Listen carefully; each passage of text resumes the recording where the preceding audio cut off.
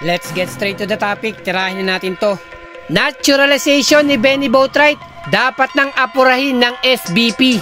Nagpakitang gilas na nga itong si Benny Boatwright, yung future Gilas Pilipinas naturalist import natin. Dito nga sa panibagong season ng EASL o East Asia Super League sa kanyang koponan na pinaglalaroan na Taipei Fubon Braves. Mamaw yung kanyang pinakita rito kahit sa limited playing time lamang na hindi malayong mapansin at posibleng masulot sa ating Gilas Pilipinas ng kahit na sinong bansa dito sa Asia. Although meron na nga nabuong usapan at kasunduan at yung kanyang mga papeles ay nakabang na sa Senado. Hindi dapat tutulog-tulog ang SBP dahil kung pera lang ang pag-uusapan, kayang-kayang tapatan ng ilang koponan o ibang bansa yung offer ng ating Gilas Pilipinas dito kay Benny Boatwright. Na ito ngayon yung binabantayan ng ibang koponan dito sa Asia sa ating Gilas Pilipinas.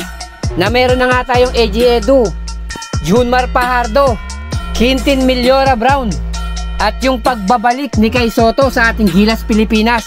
Then dadagdagan mo pa ng isang Benny Boatwright na isang 6'10" athletic forward na kayang maglaro sa ilalim at malaking threat o banta sa labas o perimeter.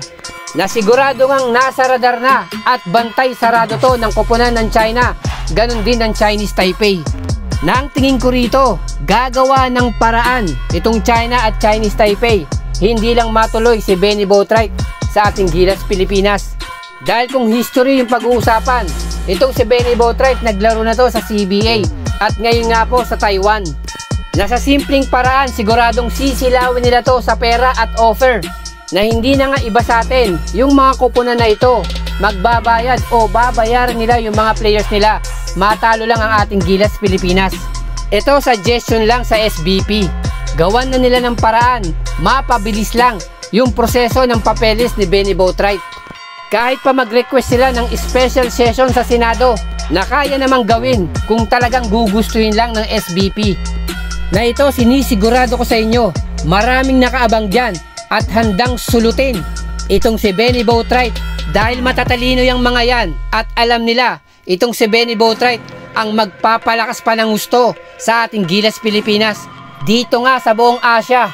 At siguradong palag-palag na to kahit mga European teams at kahit ano pang koponan na sakop ng Amerika.